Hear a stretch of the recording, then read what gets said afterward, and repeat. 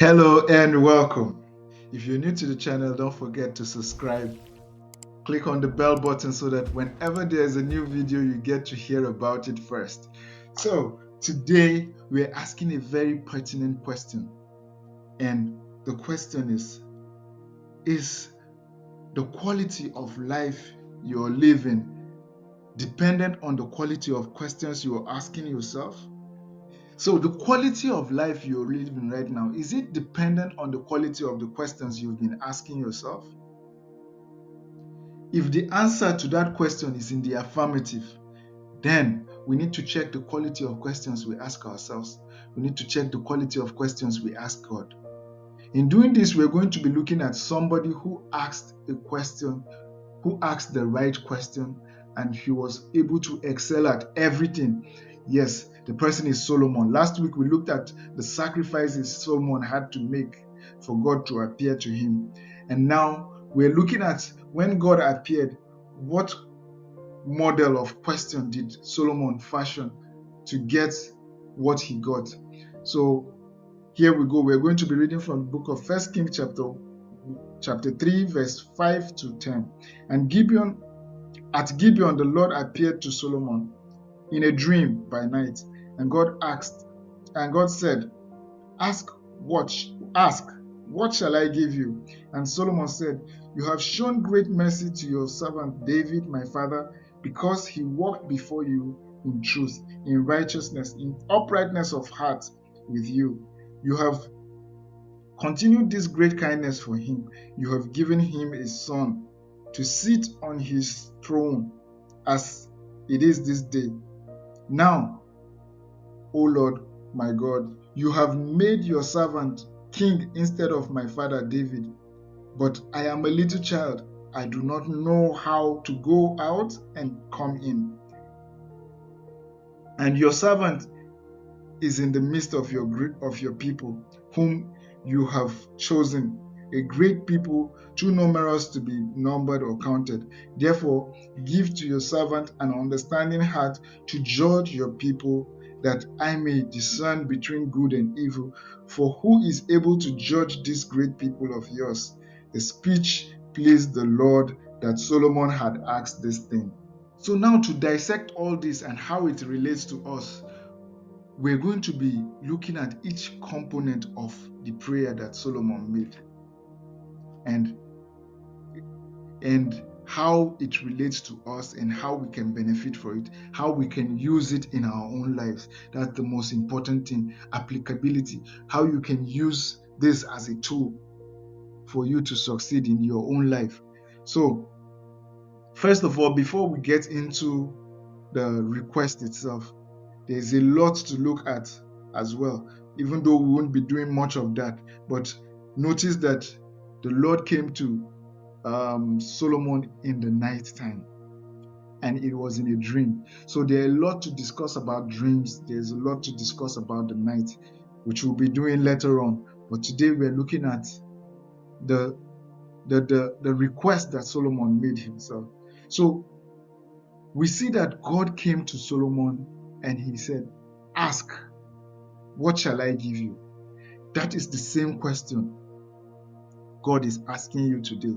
Because if you have received Christ as your Savior, if you've received the gift of Christ as your Savior, it means you have received the ultimate sacrifice has been done. We discussed sacrifice last week, even though we'll still go back to that topic. The ultimate sacrifice has been done on your behalf already, and the question is still open to you right now. Ask, what shall I give you? Ask, what shall I give you? That question, you see, it's a blank check that was given to Solomon. Ask anything. Ask, what shall I give you? And because of grace, that question is still pertinent to us today. Ask, what shall I give you? What shall I give you? And the question is, what are we asking? What are we asking? If you go to the book of Matthew, chapter 7, verse 7, it says, Ask and it shall be given unto you. Seek and you shall find. Knock and the door shall be opened unto you. Then what most of us don't do is the next verse says, Everyone who asks receives. Not some people, everyone. It means you have the ability to ask. It means everyone has the access to ask. The question is, what are you asking? Everyone who asks receives. He who seeks finds. And to him who knocks, the door shall be opened. So, what are you asking? That is our question today. What are you asking? How are you asking what you are asking? So let's look at Solomon and see what he asked. So, first of all, when we look at chapter 6 of First King, when we look at verse 6 of First King chapter 3, we see that Solomon came, the first thing Solomon did was gratitude. He said, "You've been kind to my father. And in this kindness, you've been kind to me as well. That you've given me, that all that I have, you have given me." That is the place of gratitude. So when you go to ask, when you want to ask, or when you go to ask the universe, when you go to ask God, or when you're asking yourself questions, start with gratitude. Start with gratitude. The fact that I am breathing now, it's not because I am healthy, it's not because I'm strong. It is because I've been given a gift, the gift of life. It is given, it is not a right. The fact that I can say what I am saying now, the fact that God has given me the knowledge to say what I'm saying now is a gift, and you have to be grateful for it. There are people who do not have this gift. There are people who are longing for this gift of life. They don't have it, they are gone. You have the gift of life. Be grateful for it. So, the reason why most of us are where we are today is because we are not grateful for what we have. Instead of being grateful for what we've been given, we are busy looking at those things that we don't have. Oh, look at how good they're living their lives on Instagram. Oh, look at how flashy everyone is looking. Oh, look at his car. Look at his Maserati. Look at his Benz. And you have been given a lot. Are you looking at what you've been given, or you're looking at what you do not have? So most of us come to the place of prayer, to the place of making requests with, we come and we're asking, we're looking at things that we do not have, instead of starting with what we have. When you look at your past, what do you see? When Solomon was talking about his past, he was talking with gratitude. That I have come to this far, that I have come this far, it is because God has been gracious to me. It is because of your mercy. It's not because of my wisdom. It's not because I know. It's not because I am the strongest. It's not because I am the king of Israel. But it is in spite of all that you have given me all this. You have given me all this. And he's coming. When you come with gratitude, when you remember your past, what do you remember? Do you think of the things you never had? Do you think of the things that you don't have? So gratitude was the first thing. He was gracious, he was grateful for what he had been given. Are you grateful for what you've been given? When you come to ask of God, are you grateful for what he has given you?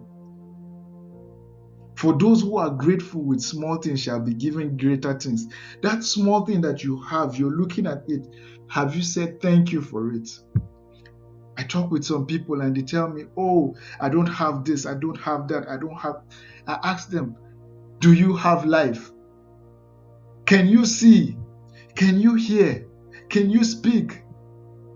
There are people who can't do this. Have you said thank you for that? Are you grateful for what you have? It is when you learn to be grateful for what you have that you are given greater things. So gratitude is a game changer. It has changed my life. It will change your life. You're not grateful only when good things happen. Be grateful even in the bad. Be grateful even when things are not going as you planned. Be grateful anyways. So when you come with gratitude, you see that doors begin to open. The second step in his prayer was awareness. If you see the model of his prayer, it was the past. He talked about his past, he talked about his present, and the future. So now with the second part of his prayer was awareness of his present. He knew the assignment that he had been given, and he knew that he didn't have the knowledge, he didn't have the wisdom for him to accomplish that which he has been, the assignment that he has been given. So when you understand your assignment and you understand where you are at the moment, you are able to forge ahead. He said, I am a child, for I am a child. I do not know how to go out and how to come in. It is like him saying, I don't know my left from my right. That is acknowledging your ignorance. When you come to God, you're not proving that you know everything, but you're coming with an open hand. In fact, when you go to learn from God, you don't go with your own expectation, you go with an open mind that God fills you. So that was what we saw Solomon doing there. He acknowledged ignorance. The first step to wisdom is ignorance. So people are scared of ignorance. In fact, someone said if you're in a room and you're the smartest person in the room, you're in the wrong room.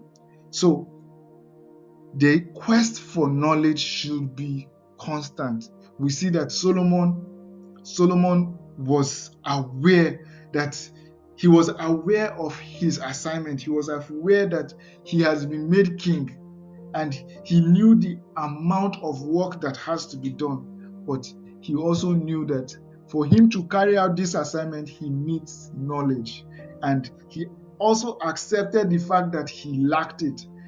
That is where learning starts. Learning starts at the point of ignorance. So we see that Solomon was aware of his assignment. He was aware that there was work to be done, and he didn't possess what was needed for him to, or he couldn't see himself doing what he was supposed to do. He knew what he was supposed to do, but he knew that there was something missing. There was something missing. So the question is, are you aware of your assignment? Are you aware of your environment? Are you aware of the questions that are arising in your environment? Are you aware of what you are supposed to do? That you survived, that you won the game, because a billion sperm cells had to die for you to survive. And they died not just for you to come and waste your life. They died for you to make a difference. So the question is, are you aware of your assignment? Are you aware of what you have to do to accomplish this assignment? Are you aware of the skill level, the knowledge level that you are right now? Is the knowledge level that you are right now, will it be able to accomplish that assignment? So we see Solomon being aware of his assignment, being aware of what he had to do, and being aware that he didn't have what it takes, or he couldn't see, even though he had. We see later when God was answering him that he had it, but he couldn't see that he had what it takes. So are you in search of these things? Are you in search of these things? Now, the third thing in his request was the power of how. The power of how. Why we are where we are today is because we've been asking the wrong questions. Instead of asking how, we've been asking why. If you look at the Bible, if we were to compare Solomon and Elijah, when Elijah was coming towards the end of his ministry, instead of asking how, he was asking God why. He was asking God, why have you brought this upon me? In fact, look at Jonah as well. Instead of asking how to complete your assignment, Jonah was asking why. Why me? Why most of us suffer today is because we keep asking the question why. We keep asking the question, why me? Why me? why is this happening to me? That is the most famous question. Instead of, how is this situation that I'm in now going to be a blessing to me finding my purpose?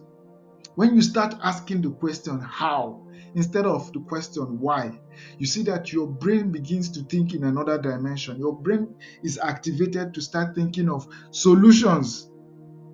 When you ask why, it's a dormant, uh, it's you telling your brain there should be another reason why I'm in this place. So relax, you're okay, nothing is happening. It has to be somebody else. Someone else has to be blamed.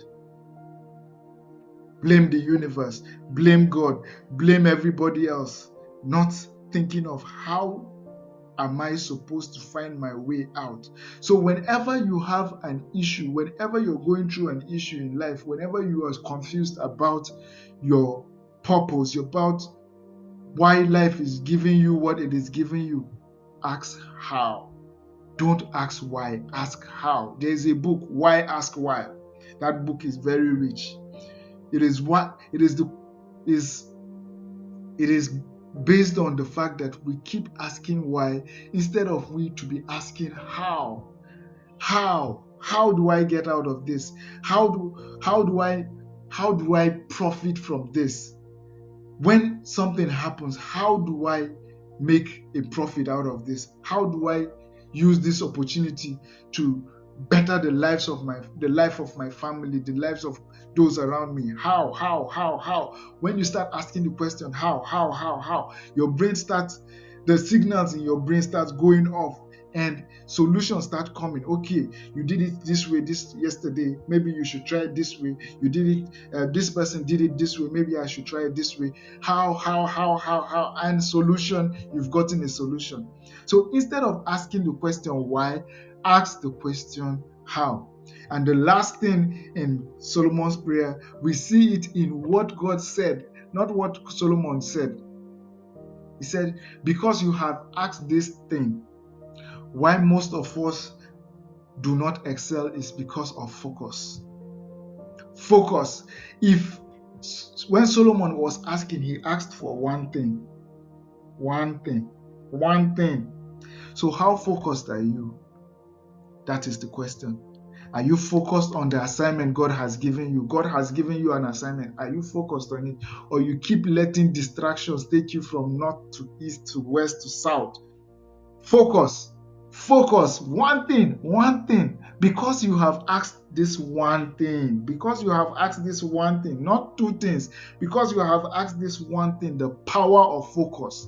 If you are able to focus, nothing can stop you. Nothing can come between you, where you are right now and where you want to be. Focus. One thing, because you have asked one thing. If they say the light, Jesus said the eye is the light of the body. What if the eye was one? Great is the light of the body. If the eye was one, if your request is one, if you've asked one thing and you focus on that thing, I promise you, you get there. But why we do not get there is because today we come, we ask, God, I want this. Tomorrow, oh God, I want this other thing. Oh no, I think because it worked out because okay, they are doing this now. Okay, I will do this. Okay, no, it's not working. This is what they are doing. Okay, I will do this one. Focus. One thing. Focus on that one thing, and you get there. It is impossible for you to focus on a particular thing for a long time, be consistent, be persistent in it, and it doesn't work out. Focus. One thing. So I hope this blesses you. If you're blessed by this, please share the video to your loved ones, those you think that they need to hear this. Share it with them. Today we've talked about the request of Solomon. We talked about the place of gratitude, the place of awareness, the place of the power of how, and also focus. So these 4 things, if you apply these 4 things, not 10 things, if you apply these 4 things in your life, you will excel. If you are able to apply these four things in your life, you will excel. And next video, we're going to be looking at the areas in which you can excel. We said excel in everything. So what are those areas that everyone can excel in? So we'll be talking about that. Feel free, share this video, comment. Let's get talking. See you on the other side of success. Ciao.